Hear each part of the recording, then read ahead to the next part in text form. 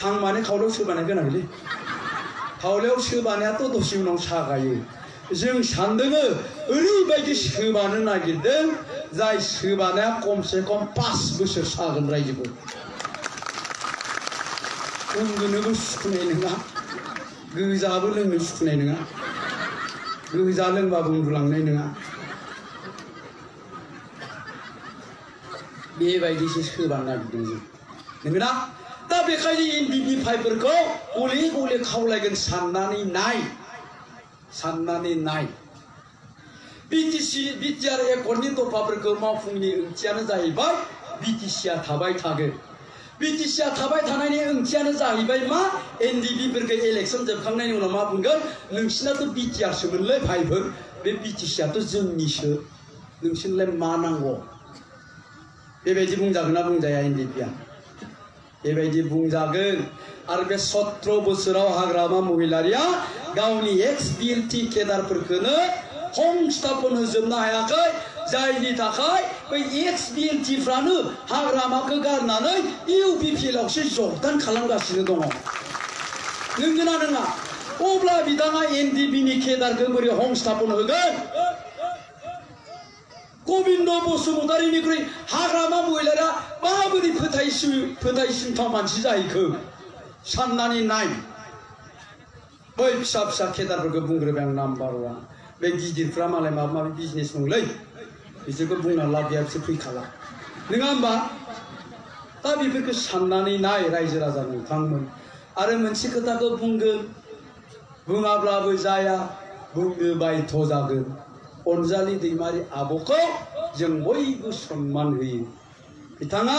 बर' हारिनि सासे गेदेमा आइजो गोबां बर' जाथिनि थाखाय खामानि मावदों होननानै जों बुंबोबाय थादों आरो बिथांखौ जों एक्सेप्ट खालामबोबाय थादों किन्तु नुबाय दाखालि बिथाङा BPFआव जइन जाहैबाय बियो जेबो गिदिर बाथ्रा नङा किन्तु खोथाया नैबेसो हाग्रामा महिलारिखौ 2019 सनाव थारमाने थांनाय बोसोराव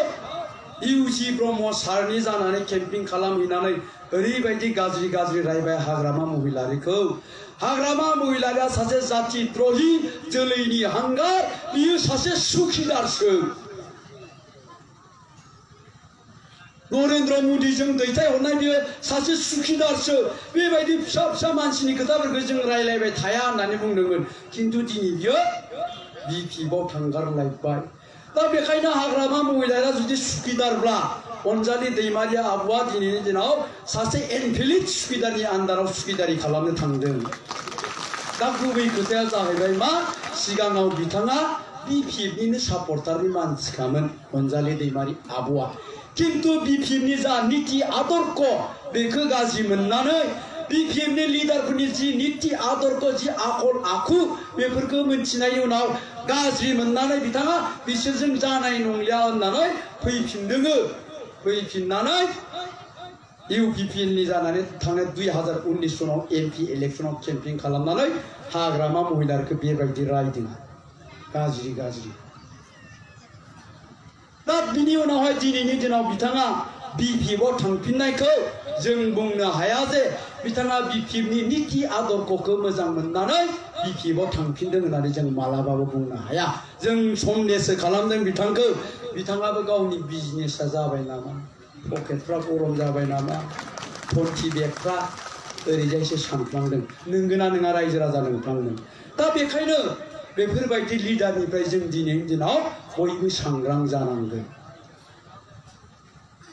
बिसोर थांबानो थांफानाय बिसोर फैबानो फैफानाय दिनैनि दिनाव बेबायदि जाबा जानाय नङा लिडारफोरखौ जों सिनायनो रोंनांगोन गाबोननि दिनावहाय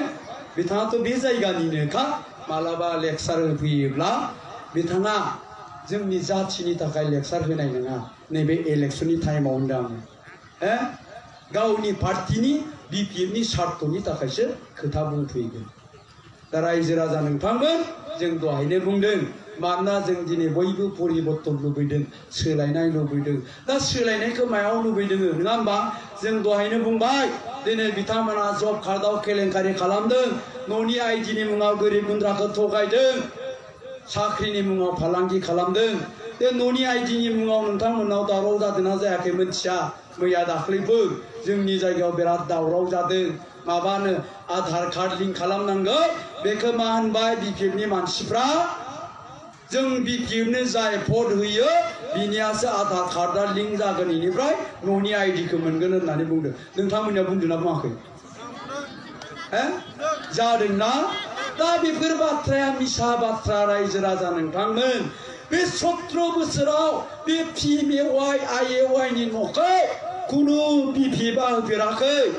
बेखौ बिसोर दाननोबो हाया होनोबो हाया मानोना बियो जाबाय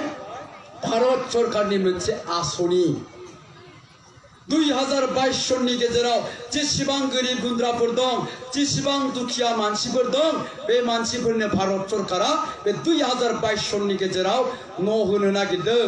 बे आथिखालाव पिएमएवाइ होननानै बुङो सिगां आइएवाइ होननानै बुङोमोन नंगौना रायजोफोर दा पिएमएवाइ होननानै बुङो दा जोंखौ 2011 सनाव सेन्सास खालामदोंमोन इक'नमिक सेन्सास होननानै बुङो बेखौ 10 बोसोरनि उनाव खालामो नै 2021 सनावबो खालामगोन फैगौ बोसोराव बेखौ मास्टारफ्रा सेन्सास खालामफैदोंमोन ना 2011 सनाव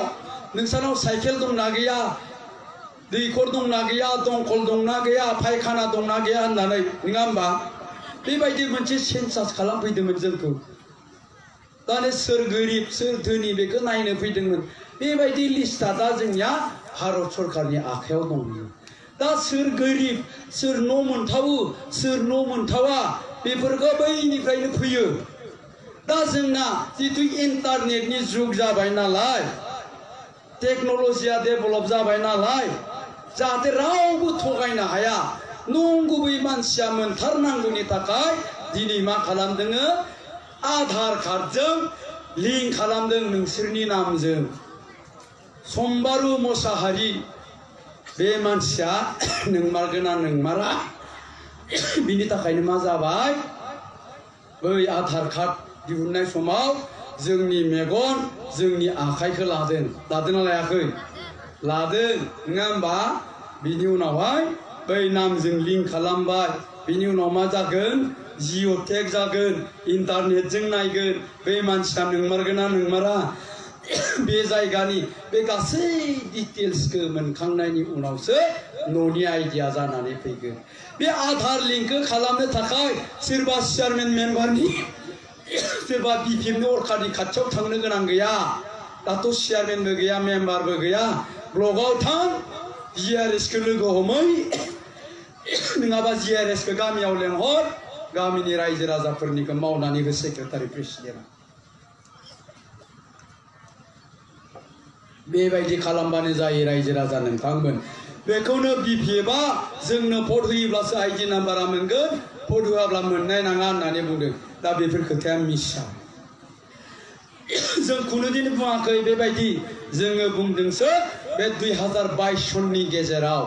जायफोर गोरिब गुन्द्रा मानसिफ्रा न' आइडि मोननो हायाखिसै बिसोरनो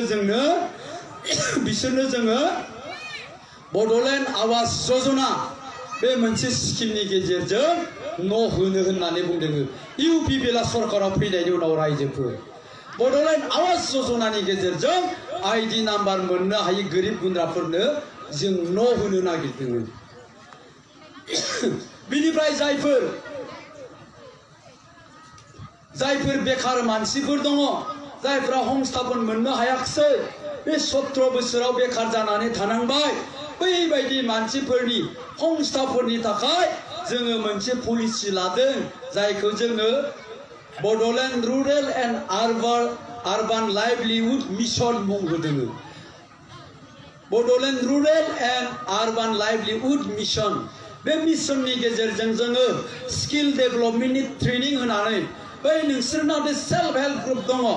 जाय सेल्फ हेल्प ग्रुपफोरखौ बिपिएफआ इलेक्सन खाथिबा नागिरफैयोना नोंसोरखौ इलेक्सन खाथि सफैयोब्ला बेंकनि पासबुक बिफैयो नोंसिनाव पान कार्ड बिफैगोन ना बिफैया बिफैयो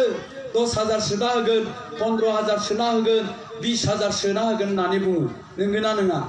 बिनिफ्राय 10,000 होबायबो बे 10,000खौ होनाय उनाव मा खालामो बिपिएफआ जों गिदिंबाय थानांगोन इलेक्सन टाइमाव गिदिंबायबो थाबाय सेल्फ हेल्प ग्रुपनिफ्रा जायफ्रा फैया बिसोरनो फैसाखौ होआ लिडाराबो बिपिएमसो नालाय सेल्फ हेल्प ग्रुपनि लिडारा ना सेल्फ हेल्प होनबाथाय खालि हिनजावफ्राल' जाखांफैयो दानिया सेल्फ हेल्पआ हिनजावफ्राल' जायो नामाब्रा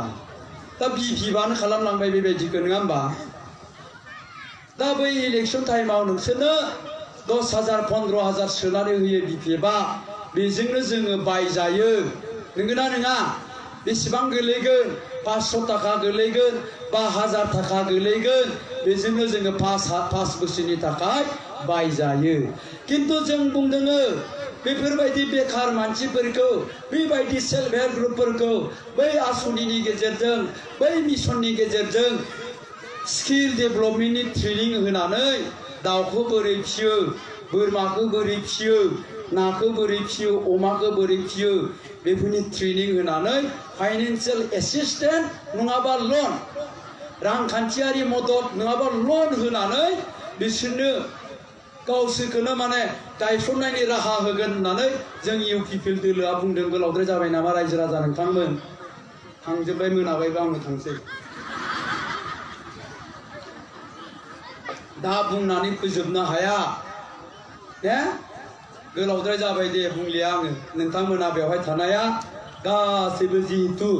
इउपिपिएलनो भट होनो होननानै सानखादों नोंगोना रायजोफोर दा बेखायनो आं बुंबाय आंनि एक्सपिरियेन्सजों आं गिदिंनानै मा मोनखो रायजो राजाफ्रा मा सानखो बेफोर खोथाखौ आं नोंथांमोनजों शेयार खालामबाय आरो शेयार खालामनायनि उनावहाय नोंथांमोननो दहायनो आं डिक्लार होबाय गाबोननि दिनाव जुदि इलेक्सन जायोबा बे इउपिपिएल दोलोआ 27टानिफ्राय 30टा समस्तियाव देरहानानै सरकार खुंगोना गेरेन्टि जानानै दं 100% रायजोखौ दा बेखायनो आं बुंनो नागिरदों जायफोर बेवहाय बिपिएफनो भट होनो होननानै साननाय दङ बिपिएफनि वर्कारफोर दङ बिथांमोनखौबो नैबे सोलायनायजों सोलायफानो थाखाय आं खावलायबाय नङा होमबा दिनै इउपिपिएलआनो सरकार दाखासिगोनब्ला बे नोंथांमोननि बे जायगायाव गबिन्द बसुमतारी सारानो देरहाखाथारसिगोनब्ला बिपिएफजों थानायनि बिपिएफनो भट होनायनि मा ओंथि दंबावो बे जेबो ओंथि गैला गतिके जों बयबो सोलायनो नागिरबाय नोंथांमोनाबो ओरै फैदो सोलायनायजों सोलायफानो रोंनांगौ नंगौना नङा सोलायनायजों जाय सोलायफानो रोङो बेखौ बुद्धियाव होननानै बुङो जाय सोलायफानो रोङा बेखौ जाम्बा होननानै बुङोलै रायजोफोर आंबो बिपिएफसोमोन खोन्थागारनानै लाबाय ओइबो बिपिएफसोमोन खोमालै माबाया नोंथांमोननि बै माबानि बिजामादैनो मा जायगानि आंखो एनडिपिमोन गोदो आंखो बड'सा भुपेन बड'सा ना मा होनो गोदो गावथारनो नागिरदोंमोनलै बे आंखो ओंखायनो बिपिएफआव होनदोंमोन आं बिपिएफआव थांना गाज्रि जायाखै एसे मोनजादों दाथ' मोनजानाय नंलालै बिपिएफआव सरकारावनो फैखाला ओंखायनो ग्रोब लोगो जाफ्लाफैदों आं एसेजों नाङालै होनदोंमोनलाय मा नाङालैब्रा होननानै सिथाबथारना थानायखाय लाखिबाय आंखौ दा बेखायनो नोंथांमोनाबो थाब फैदों जायफ्रा बिपिएफनि दं बांद्राय गोबावबा लानाय नङा बेखौ हले बुंखाबाय ना मा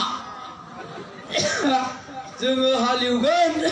बिसोर सैमा गाग्लिफैगोन माबोरै जानोलै बे अमा हालेवनायाव सैमा गाग्लिनाय जानाय नङालै फैनोबा थाब फैखा नामा रायजोफोर थाब सोलायनो रोंनांगौलै सोलायनायजों सोलायफानो रोंनांगौ दा रायजो राजा नोंथांमोन बेखायनो नोंथांमोनखौबो जाहाथे गोनो गोथो जाया बेखौ खावलायबाय आङो देहाया खोब मोजां नङा बिराद मेंनाय मोनबाय आङो दा बेखायनो नोंथांमोनखौ फैगौ समाव जेब्ला बिसायख'थि जायो नोंथांमोना जाहाथे ट्रेक्टरनि सावगारियाव भट होनो बावा बेखौ खावलायनानै आंनि बिबुंथिखौ फोजोबबाय गोजोन्थों खुलुमबाय